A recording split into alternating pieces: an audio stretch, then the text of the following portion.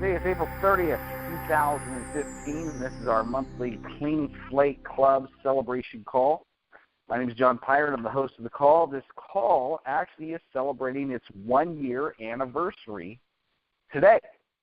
So 1 year ago, I started this call, and our first person was a guy named Grant Perry out of Las Vegas, and since then Grant Perry has become my actual business partner in a corporation that we formed together. And so this is a very special call because this is our 1-year anniversary, and I can't think of a better person to be on this call than a very well-decorated veteran. And this guy, I originally met Tony through my wife, actually. We had went to a party. We were invited to a party and had a chance to meet Tony. And Tony's one of those guys that once you meet him, you know you've met Tony because you immediately feel better and you immediately feel uplifted. It's just a positive guy.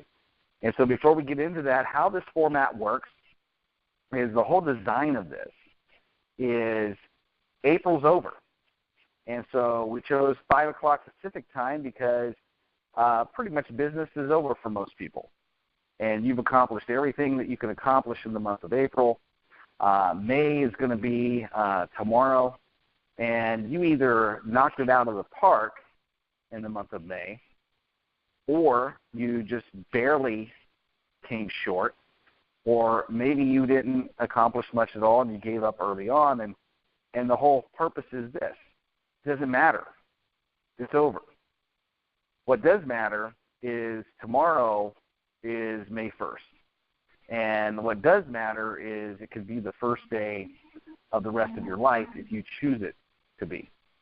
And so this call is designed to give you that opportunity to draw a line in the sand, celebrate the end of the month, listen to a phenomenally successful person that, you know, what I've discovered in interviewing successful people is they just have failed a lot of times, but they never gave up. And go into next month with a bigger, stronger commitment to make it happen. And that's what we hope to accomplish on today's call. And so let me introduce our guest, Mr. Tony Gates. So Tony's the results-oriented leader, super connector, and West Point graduate with 14 years with Pfizer, including sales, training, and district management. He has 11 years in the military. And so thank you so much for your service, for sure, including command of troops and 3 years of in situ reform technologies and a logic PhD, has a master's degree. He has served our country beautifully as in field artillery. And if you go into the Clean Slate Club call, you're going to see his entire bio.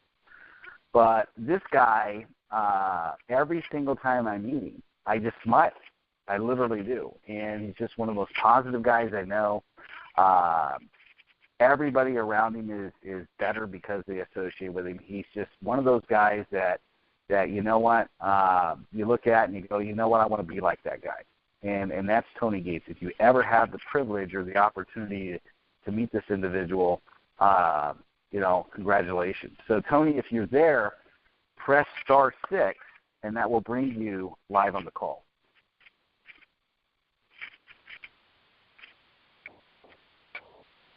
All right, yeah, John, I'm here. I just muted myself out. That way you don't hear all the background noise or me popping my son up on my head. But it's honestly my honor to join you guys today. Got it. So kind of how we're set up. Hey, welcome to the call. Thank you so much, man. I really appreciate it. And it's going to be a great next 35, 40 minutes or so to get to know you a little bit better and kind of get some insight as to, you know, who you are, what makes you tick, what are the things that you do to motivate yourself every day to go out and do it, and just to get to know you on a higher level. And so I've got a couple of questions that I want to go through with you. And feel free to share as long as you want, as much as you want. Ask questions. There are people on the live call. Most people are going to listen to the recording. And to be thinking about, okay, some people that are on the live call or listen to the recording they're just rock stars. They knocked it out of the park this month.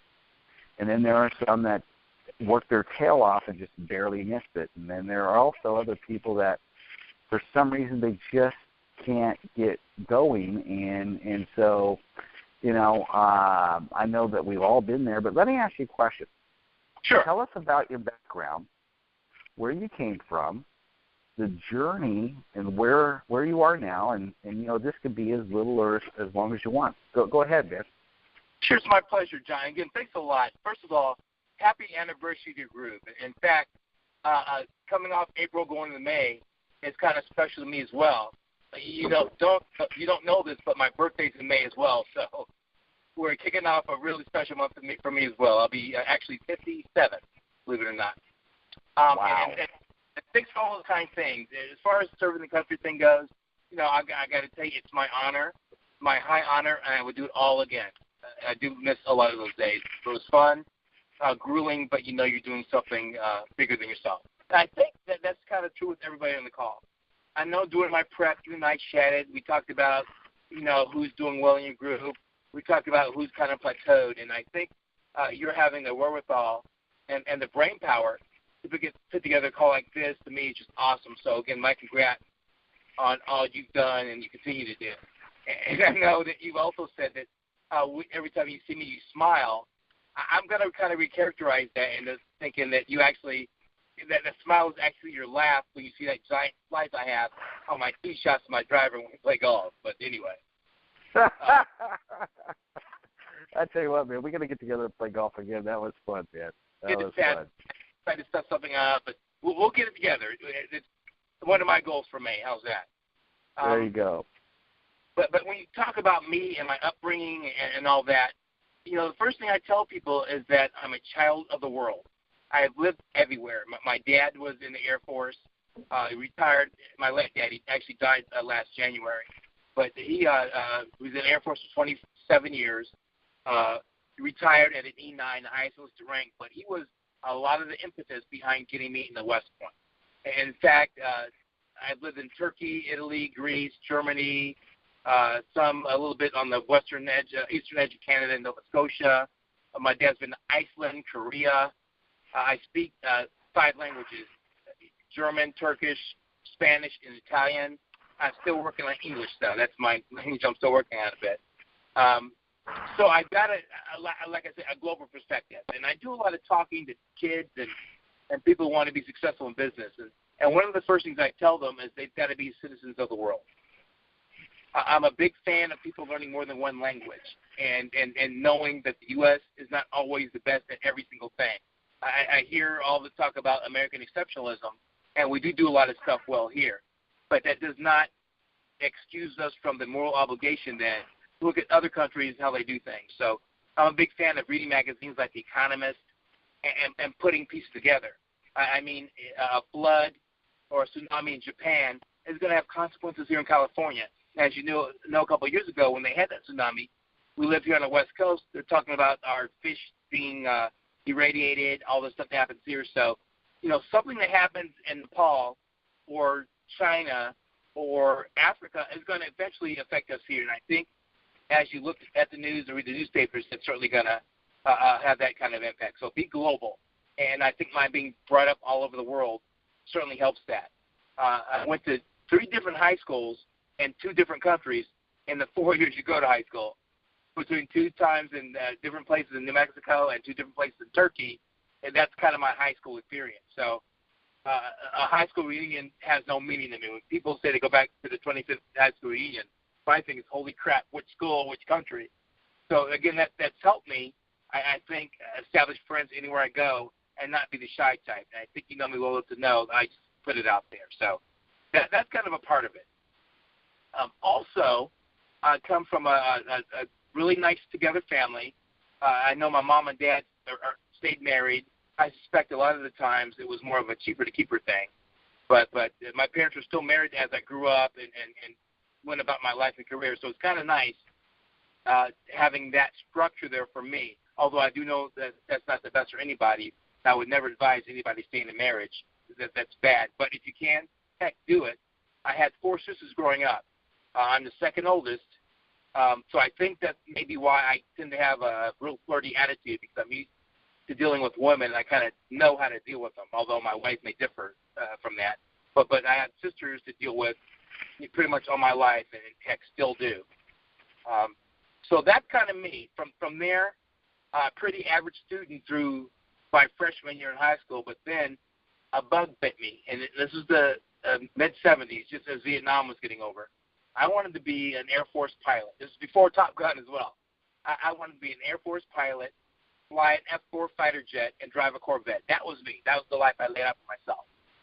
Well, as a matter has it, people will tell you, if you want to see, the fates above you laugh, make a plan. But I did apply for the Air Force Academy because to me, I wanted to go in and be an officer, fly that fighter jet, and be cool and get all the girls. But my eyes during my physical evaluations ended up being kind of screwed up. So I didn't get as much as a rejection letter from the Air Force Academy. But the West Point, the U.S. Military Academy, and the Naval Academy showed interest in me, as well as the Coast Guard Academy. I was offered direct admission to the Naval Academy, but then again, this was before Top Gun. Otherwise, I would have jumped at it. At that time, in the 1975, 76, I didn't want to go into the Navy. So I figured, okay, West Point. And West Point said, oh, well and good, but your math, SATs, and RP need to be higher. So what we're going to do is send you to our West Point prep school. And back then, I was in Fort Monmouth, New Jersey. So I had enlisted in the Army, go through basic training at Fort Dix, New Jersey in the special unit, and then be transferred immediately to the prep school as an enlisted guy, although prep school guys wear special insignia that don't necessarily identify you as an enlisted guy, but neither as an officer. So I did that for a year in Fort Monmouth, New Jersey. We did nothing but take English and math class. English and math. Also played on the football team and ran on the track team for those schools. From there, I got a presidential nomination at West Point. Got in the West Point, but really cool about it, I already had about a year of Army service under my belt, so imagine all the help and value I was to all my new classmates who were just off the street getting their first military haircut. I had already done all that, and I would end up teaching them how to shine their shoes, and that right away put me in a position of leadership, and I certainly appreciated it, and it hasn't stopped since. So after West Point, and there I ran track, both indoor and outdoor track, and played on the football team as a tailback, sprinter on the track team. So great life, great cadet experience. Graduated in 1981, and in fact, Ronald Reagan, President Reagan was our graduation speaker. And further note, this was in May in 1981. If you remember, just in March of that year, he got shot by Hinckley. And his appearance at our graduation was his first public appearance since being shot, so that was special. And I didn't finish at the top of my class. I certainly won't brag about that. I was about middle third, maybe in the third, fourth of the class. And the instructions to us were as cadets, do not shake the president's hand unless you're one of the top 10% cadets. They'll be called up first. They're the ones who can shake the president's hand. The rest of you guys just get your diploma from the commandant, superintendent, and get your butts off the stage. Well, being the rebels we were, we kind of ignored that order and figured, try and find us all in court-martials. But so I ended up shaking his hand, and all I remember was a warm, inviting, friendly voice and the best doggone handshake I ever experienced in my life. So if nothing else about our late President Reagan, the guy can give a handshake.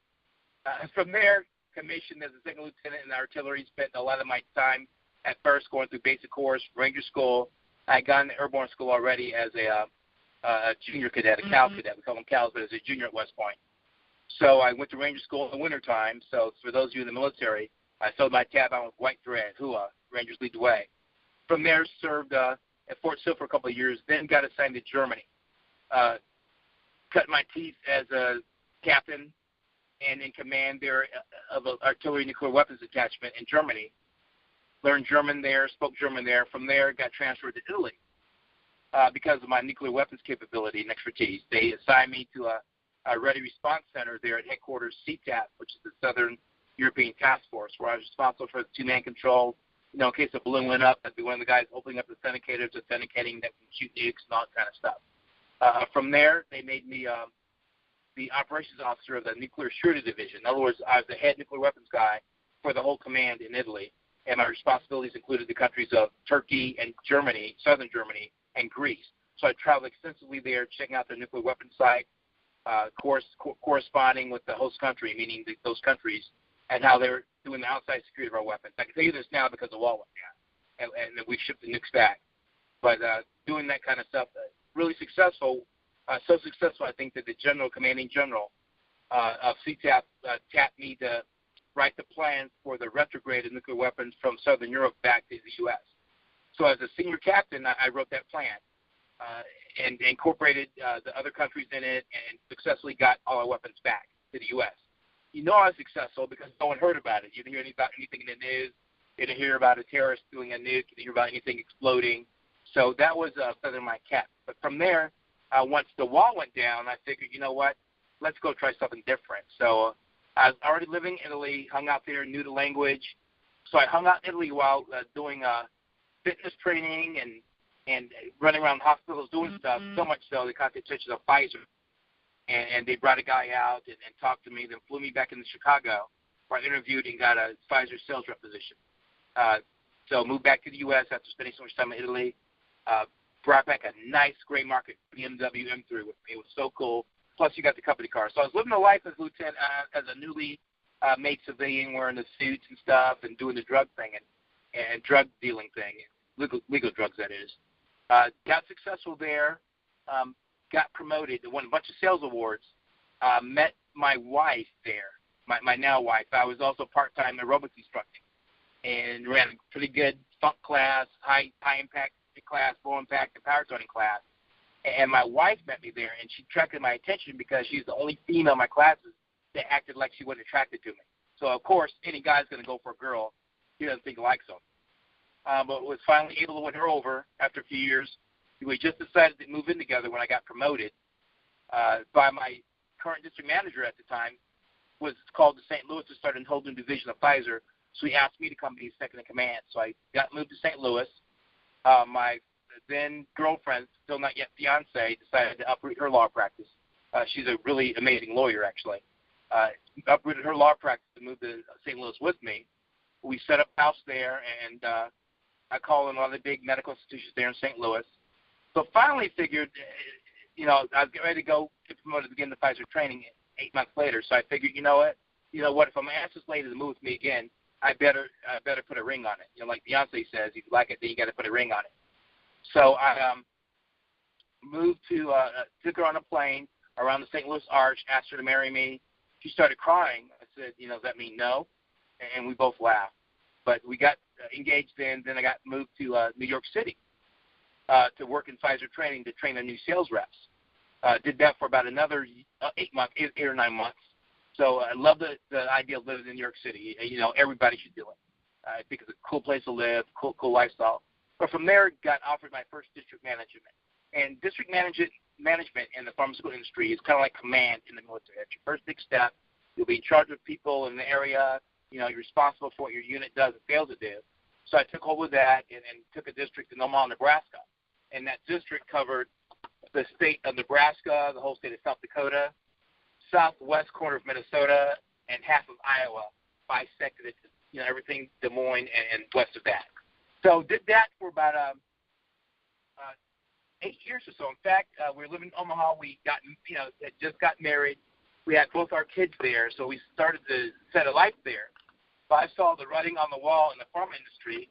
Had an old Pfizer teammate and West Point classmate who offered me a gig at the company you mentioned called Instituform Technologies. They did cured-in-place pipe, that is trenchless pipe rehab. They would go in, not unlike cardiologists and putting a stent in your coronary artery, but going in through manholes and inflating its sock and setting it with resin and coming back out to revamp the pipe. So I was made the area director of sales. They moved it from Omaha to California, Sacramento, California, because of the airport. But my area consisted of the western part of the United States, including Alaska and Hawaii. So I did that for about 2 years. The company then started to shrink in size because most of the work we did was bid work. So I had to lay off about a third of my staff. My counterpart, he's laid off a third of his staff. That made our jobs redundant because our boss could do it, so we both got laid off. Now, I got a nice little kiss on the cheek in the form of a severance, so I decided, what do I do now? I figured, you know what? Let me put myself in a position where I'll never be fired or ever laid off. So I started my own consulting practice. I figured, that's kind of a cool thing to do. What does that mean? And I did a lot of book reading, a lot of corresponding with friends and colleagues and classmates, attended some seminars, and figured, you know what, I could put my experience to work helping people. So my actually first paid gig came actually through LinkedIn. That's why I'm always a big advocate of LinkedIn. And even now, 70% of my paid engagements, be they speaking or consulting engagements, come through LinkedIn. So on the people on the call, if you're not on LinkedIn, everybody who knows me knows I'm a big fan of LinkedIn. Get on LinkedIn. That's where all the people with money are, all the people who are serious about business are. So did that, started doing that, got a lot of opportunities thrown my way, including one of my biggest clients, Quest Diagnostics. They are the ones who do your lab work. You've seen them before. I posted something on sales on LinkedIn and added all the charts, graphs, stats. The next thing you know, the company's calling me to fly to New Jersey, right near Farley Dickinson University, to talk with them more. And then they offered me an engagement, a long-term contract where I redo, revamp, revise their sales training program, and that's still true to this day. So I'll get calls saying, hey, we need to revamp this. What do you think? I'll give them my input. We'll do conference calls, video calls, fly out there and back, and I'll go in the field with their managers and reps to make sure what we've implemented is going. So that's kind of been it. But I did have a company called Logic PD.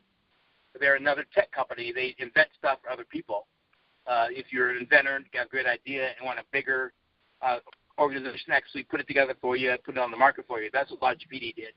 And that's what got me really interested in tech and technology. I'm a big fan of the Internet of Things because of that, connected devices. And that's one of the things Logic PD did. That's one of the things they taught me. Again, that was a great gig for about 2 years. About a year. And right now they've kept me on as a sales consultant as well. So I do some consulting with them for their sales stuff as well. And here I am. I get called on a lot, as John, you said, to go talk to people about stuff. I lectured and still lecture at Sac State in the School of Business and Public Affairs and in the marketing department. I've recently just become a fan and partnering with Chico State because they're the only school in California that I know of that actually has a sales program for academics. So you can actually go and get a business degree concentrating in sales, which is great because most schools will do marketing, but they think sales is kind of low class, low case, and not very good, so they don't want to invest in it. And I just say, push all of that. So I've got a great PhD leading that program. They rely on guys who've been old sales guys like me to come and lecture, help, and help them get their program up and off the ground. So I'm going to give a shout-out to Chico State for what they're doing. Also, I've worked with the School of Business at UC Davis. So I'm on NDAs or non-disclosure agreements with a lot of my clients, so I can't really tell you who they are. The ones I can talk about are places like the California Grocers Association, the Strawberry Commission, DuPont Government Affairs. So I work with a lot of governmental agencies. I also have a couple of politicians as clients. And, in fact, I'm thinking of changing my tagline from maximize your performance, improve your results, to something like, because I'm more general now, I've kind of gotten out of the coaching thing into more of the consulting problem-solving thing. So I'm kind of like the bald version of Olivia Pope in essence. So if you're a politician and have a live hook or a dead boy, I'm the guy you kind of call. Or if there's some kind of other issue you need to fix, if your sales aren't where they're supposed to be, if your leadership culture in your company isn't right, if you got a couple of sexual harassment suits done by one of your senior VPs or something, I'm the guy you kind of call to fix that. So I think my new tagline is going to be, Tony Gates, shoot, that's all you had to say. I kind of stole that from Pulp Fiction a bit, and my website is getting revamped now by a great company called CDK Creative, a great company there as well. You'll see all that come to fruition. So if you look at my website now, I don't quite like it. I think they may pull it down already to revamp, but if nothing else, I do have a Facebook fan page. I tweet. I'm on LinkedIn. I'm pretty much everywhere else social media-wise. So I think in a nutshell, John, if I haven't put too many people to sleep, that's kind of me, who I am, and kind of what I do. Also, I want to make sure I stick in there, though. I've got a great wife, Amy Rotbate is her name, a great attorney who's a tech dog. She's a litigator for a great firm in downtown Sacramento, who also has an office in Hanford. And she does mostly ag law, does water stuff, pesticide stuff, works with a lot of the people I work with, like the Strawberry Commission, the Grocers Association. So we're kind of a tandem in that sense. But we've got two kids, a 15-year-old boy named Oliver and a 13-year-old, soon-to-be 13-year-old girl named Delaney, who is into shopping. Oliver is quite the gamer and the athlete. And so with that, I said all this to say that I'm a devoted cheer dad because besides running track, one of the things Delaney does is cheer.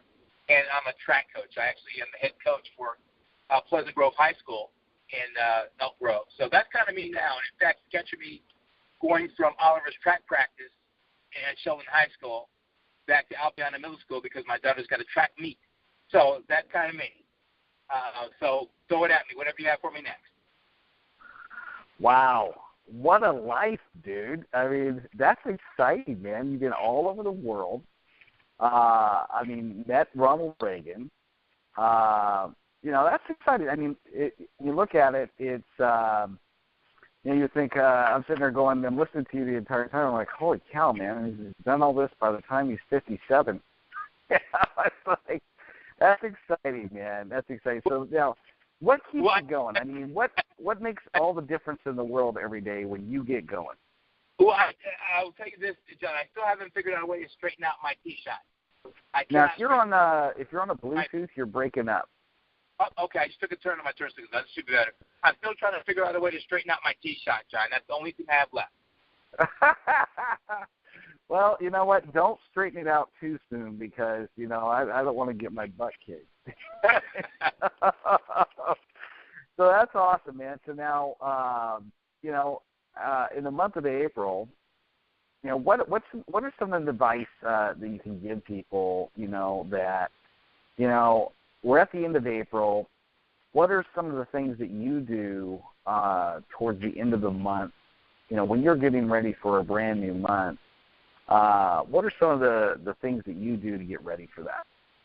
Well, I don't think I have a routine, but maybe I do and don't know about it. But what I like to do toward the end of the month is start planning. And in fact, on week 3, I start planning and, what's going to happen the next month, what I need to do the next month, what client do I have to follow up with the next month. So I start making a list. I'm a list guy. And I make the list of what I have to do. But, again, it's one thing to plan. I think the toughest part is execution. And there's a great book called Execution that I have and I read. I can't tell you who the author is. I can get that back to you a little bit later. But executing your plan is, to me, the best thing. I plan about 3 weeks out about how the next month's going to look, what I want to do, what I want it to look like, what I want to look like, what I want to feel like, and then start taking the action it takes to kind of get it that way. So I make my list of things to do. It's kind of like a glorified to-do list. But the way I put it in execution is I actually calendar it. There's nothing like a calendar. I use my list feature as well as calendar feature on my iPhone. That way I get an alert that pops up. I warn myself a week out, then an hour out on something that needs to be done. And I can't tell you how many alerts came up for you in this talk today, actually, to make sure I didn't miss it, to make sure I planned appropriately. I listened to the last conference you gave for the end of March 1, and so I'm pretty comfortable with what the group is, what the calls are for. So that's kind of what I do. So I'll repeat that at the risk of being trite and banal and tell you that 3 weeks out I plan, I look at what do I want to look like, what do I want to feel like, what do I want to have in my pocket, what do I want the month to look like, and start charting out the actions that it takes to get that way. Once I get the actions charted, I calendar them. That's the way to memorialize them. That makes them, puts them in stone and lets me know, lets everybody else know, okay, I'm doing this stuff. And that's kind of what I do. Mm-hmm. Yeah, I mean, you mentioned the book Execution. Man, I have not read that book.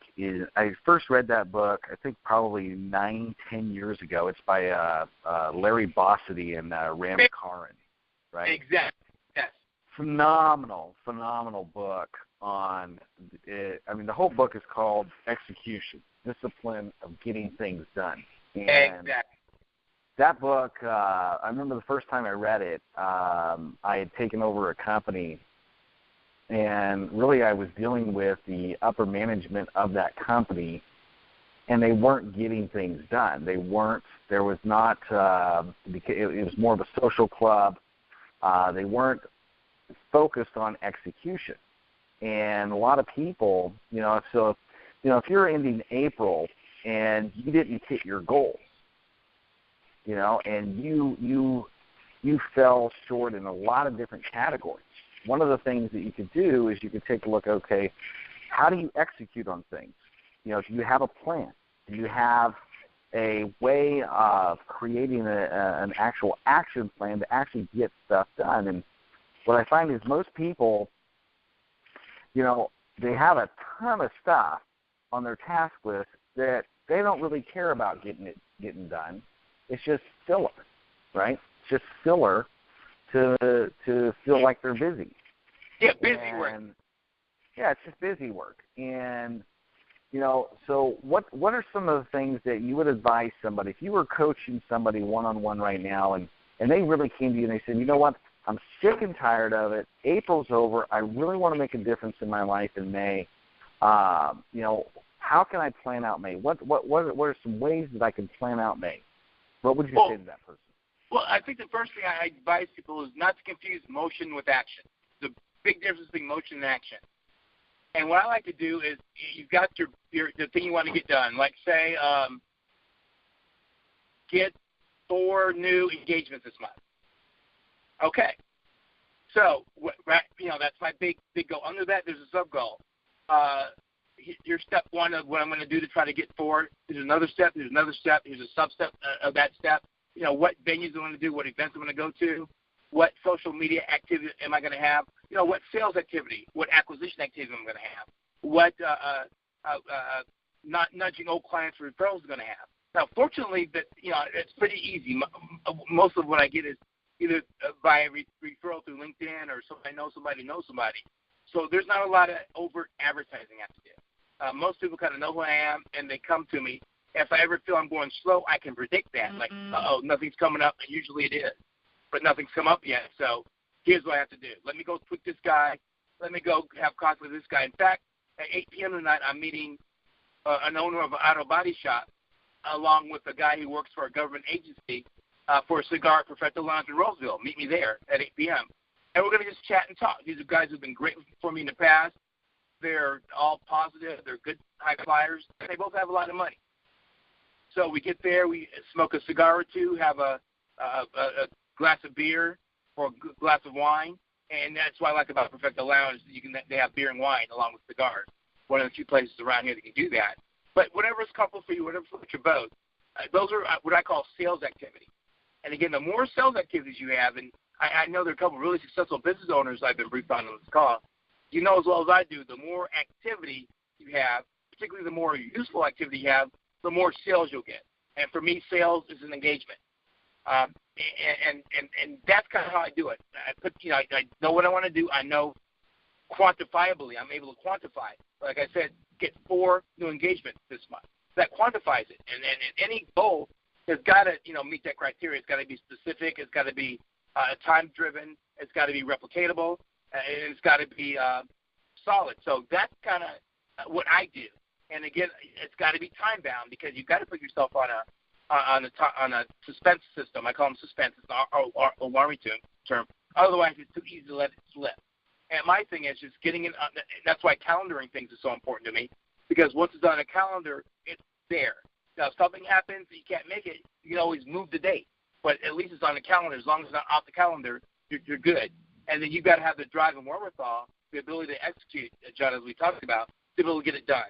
So me, I'm not a big fan of, we can talk about guys who make a lot of money, motivating people, sales trainers and stuff like that. I think those are good. You're one of the better ones I've seen, actually. But at the same time, I don't need to stick a sticker on my bathroom wall to tell me I'm good or that I need to do something. I'm more of an internally motivated kind of guy. And I do know that I have a lot of people, as well as you do, John, who look to you for motivation, inspiration. So you can't get that kind of drive from reading a book, from looking at a self-affirmation on a Facebook post. That's not what I do, and that's not how I'm motivated. To me, if I can be motivated by a slip of paper, then it'll take a lot less than that to demotivate. So it's got to be something that's deep within you, that drives you, that I know drives you, John, and certainly drives me. And it's that drive that kind of makes me get up in the morning and do kind of what I need to do. But it's also a brand. You build up and establish a brand. And honestly, it was my brand that brought you to me to ask me to do this. So as I say to a lot of my clients when things start to get rough, hey, don't forget, you recognize the skill.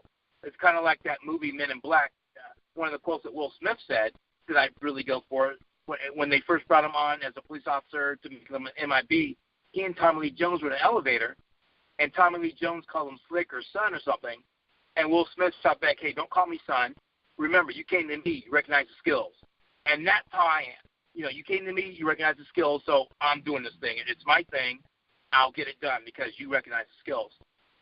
Another thing, another great quote I like is from the movie Batman. I know I get my quotes from weirdest places. So it was the Batman that had Heath Ledger as the Joker, the late Heath Ledger. Great performance. I think one of the best of his lifetime, his portrayal of the Joker. But one of the things that he said as the Joker is, when you're good at something, you don't do it for free.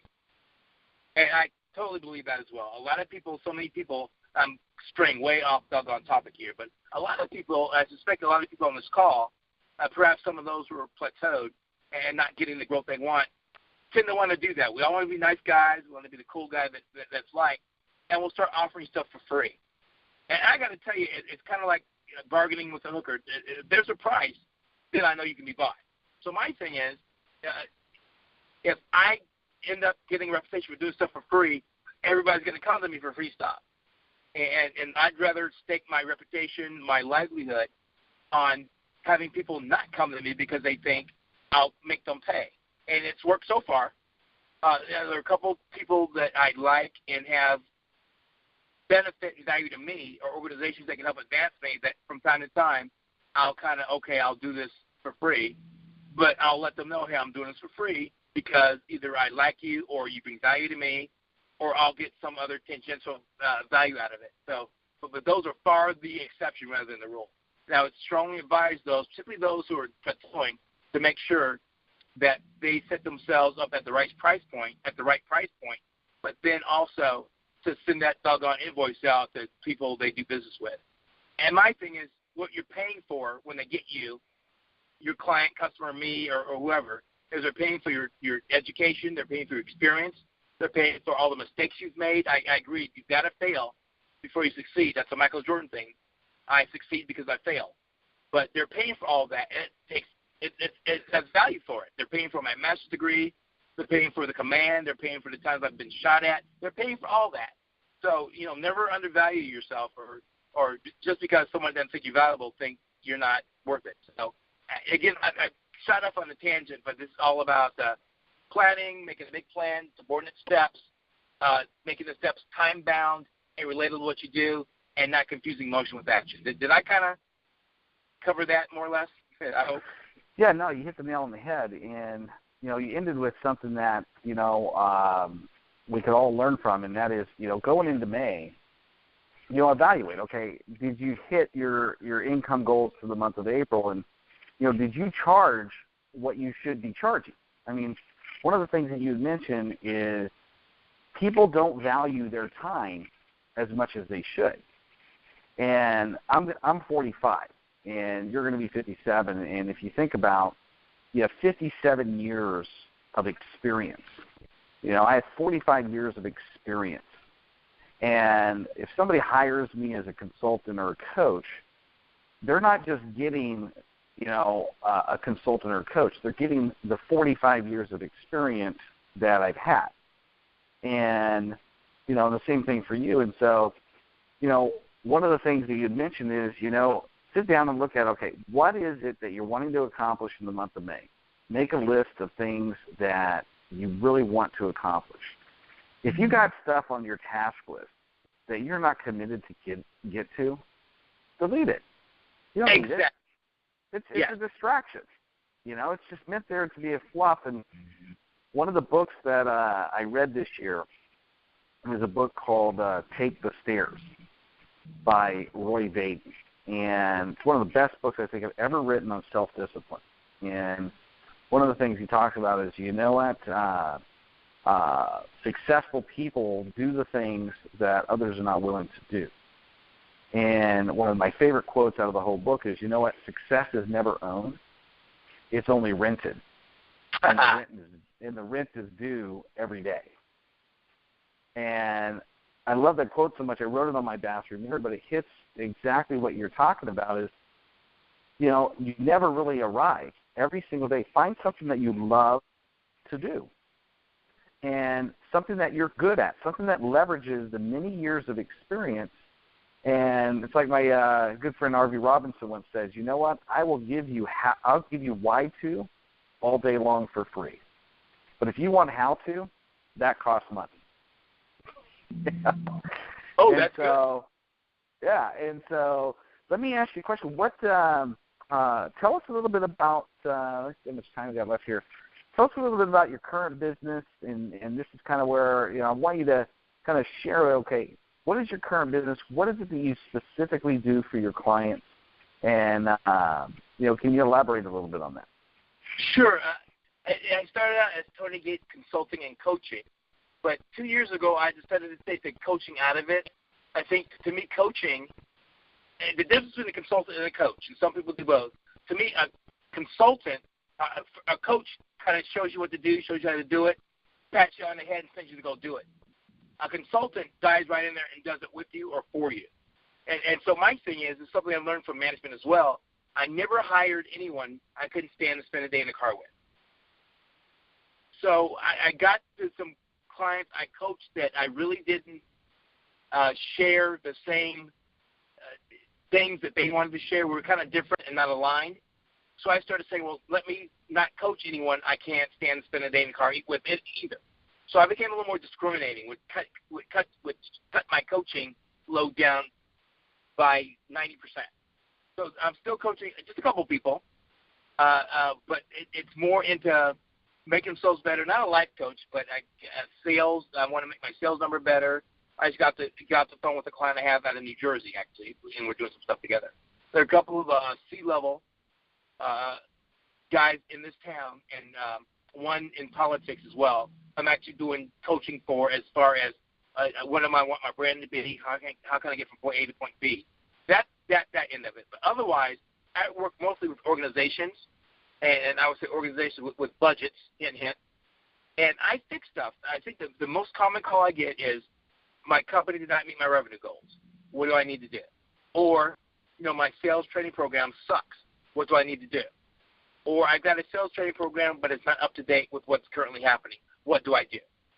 And that's me. Or I have an issue with a hostile work environment in my company. Two of my senior VPs have gotten complaints about being bullies, workplace bullies, or a hostile work environment, or sexual harassment. So I've been certified by the government to come in and correct the sexual harassment, hostile work environment to clear the company, get the company out of the EEOC's sites. So that's what I do. Most people who know who I am, and they know to call me. They're a friend who know I fix something for them, and they know to call me to bring me and have me help them. Depending on what it is, my thing is just call me first. If there's an issue and you go you don't like, call me first. If I can't fix it myself, then I know somebody who can. What I typically do is tailor my team to the project at hand. So if I have a company who wants to increase their web presence, well, I can't write code. I'm a big fan of social media and know that, but I cannot write code. I don't know how to host a doggone website. So I'll bring in a team of people I work with. I've got a slate of partners I use. We'll bring them in on the project, and we'll kind of get it done. Or I've got a lot of law firms and medical companies. In fact, there's a auto body shop that wants to talk to me about their presence. And they found me based on advertisement for a talk I gave to another group. So a lot of it's word of mouth. They hear about what I did or saw what I did. The company asked me for help. Now, can I set up a social media program for a company? Yes, I can. Can I maintain it for you over time? No, I cannot. I will get it set up, get the tone set correctly for the company, then pass it off to one of my partner companies I use to run it for them. So that's what I do. I fix stuff. I don't want to say fixer. And if you're Quentin Tarantino movie fanatic, particularly Pulp Fiction, I'm the fox. I'm the guy to come in and fix stuff. I'm the Harvey Keitel character. Call them, they'll fix it, and that's kind of what I do. Again, when I come in, though, I'm not very nice or polite. I take no prisoners, but I'm doggone good to get it done. And to me, there's nothing like success that begets more success. I have a guy from a company in Roseville I just work with call another guy for a company in Rancho Cordova that he knows, hey, I have this problem. Who do you know? Well, Gates fixed this for me. Boom, let's call him. And that's kind of why as my website comes up, as I said before, I'm changing my tagline to maximize your performance and improve your potential to Tony Gates? Well, that's all you had to say. So I'm kind of toying with that, and I'm your Huckleberry. So I've got a focus group out kind of evaluating them with feedback. But anyway, that's me. Call Tony Gates, and he'll get it done. And that's kind of how I go, how I hopefully branded myself. I kind of know a lot about a lot, and if it's deeper than I know, I will doggone bring in somebody to make it right, because I've got a big network of people to refer to. Yeah, I mean, that's awesome. That's awesome. I mean, you know, when you have as much background and as much experience as you have, I mean, that's really the true value is you go into a company and, you know, nobody needs a consultant when everything is going great. Exactly. But you know what? The thing about business is it goes in cycles, and the bigger question is, do you have a good team in place for when the shit hits the fan, for the lack of a better word? Right? Oh, I'm glad now I can cuss. All right. There you go. And so at the end of the day, you know, somebody had described, okay, what is it that I do? And I work with so many different companies all over the country. And basically I told the guy, I said, you know what, if the IRS comes knocking on your door, you want me on your team. I'm not an accountant or a tax guy, but I know enough about it, and I have enough people and resources on my team that, you know what, you want my team on your court, right? And it sounds like the same thing with you is like, I know you're very well connected, and if a business really wants to have an A team, they need to have you in their court. Give you an example. 2011, we were finishing up 2011, so that would have been the sixth year as $1 million company. I built a company from zero to $1 million in 3 years. I brought on a third business partner, thought it was going to fix everything, and I really needed that operations arm, and the guy turned out to be the biggest nightmare on the planet, right? Yeah. So I'm not a computer engineer, but I owned a computer technology company, right?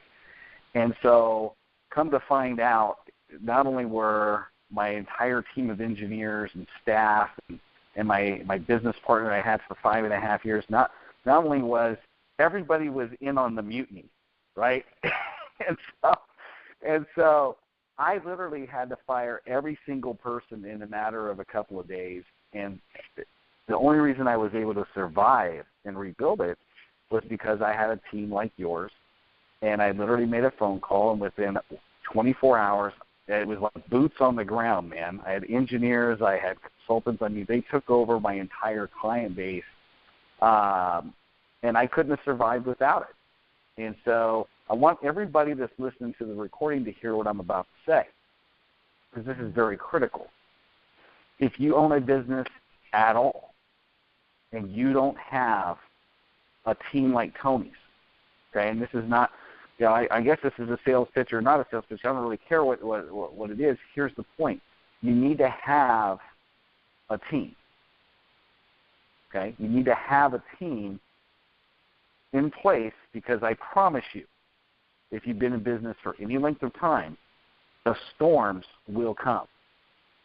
And you can either deal with that storm by yourself, or you can make it through with some people that have gone through it. And so one of the things that you may consider in the month of May is, as you're reevaluating April tonight, is who's on your team, who's not on your team, that if you put them on your team would make all the difference in the world in your business in the month of May. And so let me ask you, I've got a couple more questions, real quick questions before we go, because we're almost out of time. What's your favorite book? Of all the books, you probably read a ton of books. What's your favorite book? Easy. It's Dale Carnegie's How to Win Friends and Influence People. Every sales staff I've hired, or everybody I've hired as subordinate, I buy that book for. Even on my Facebook page, every 500th fan, every 500th liker, I send them one of those books. That's how I've met some of the coolest people as well. Here's the book, thanks.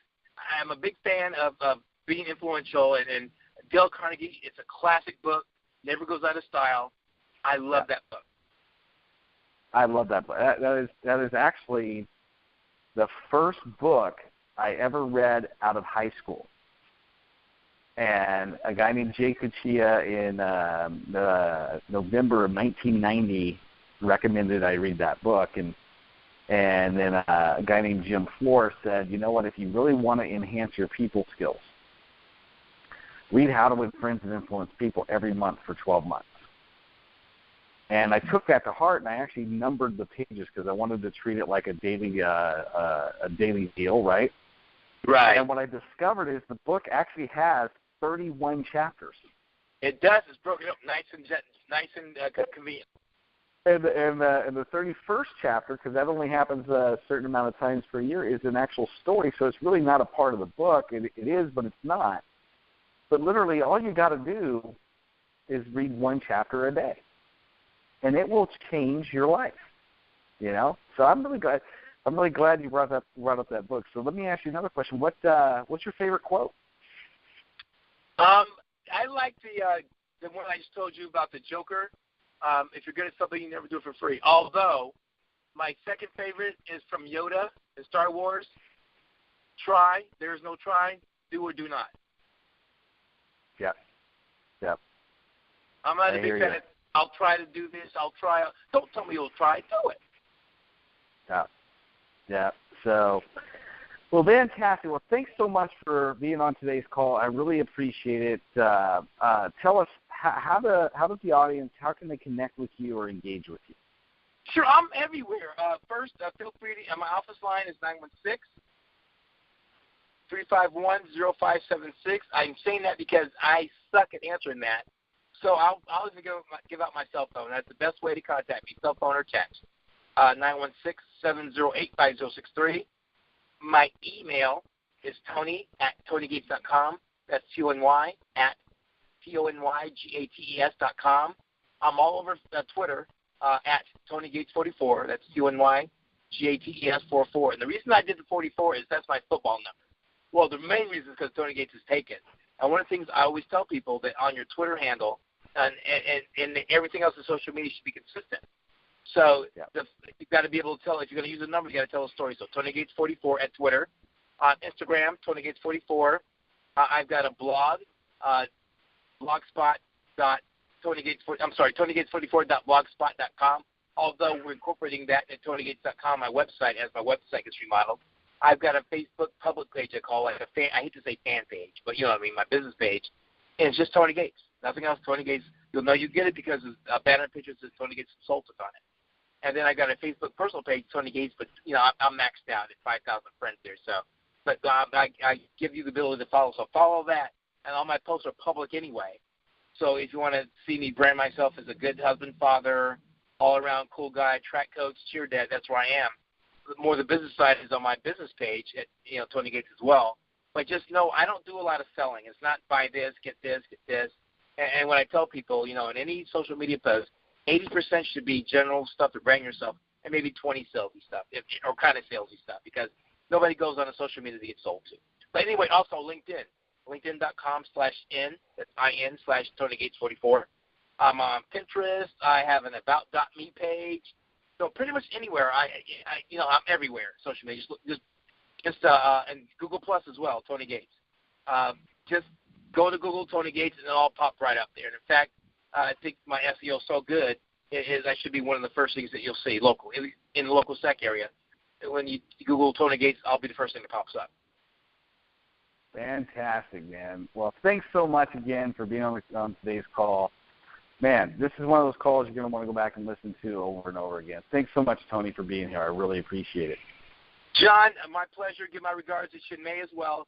You guys keep rocking, doing your magic, and I understand that we're working on another Elk Grove wine party soon. So stand by for that. Awesome, buddy. Awesome.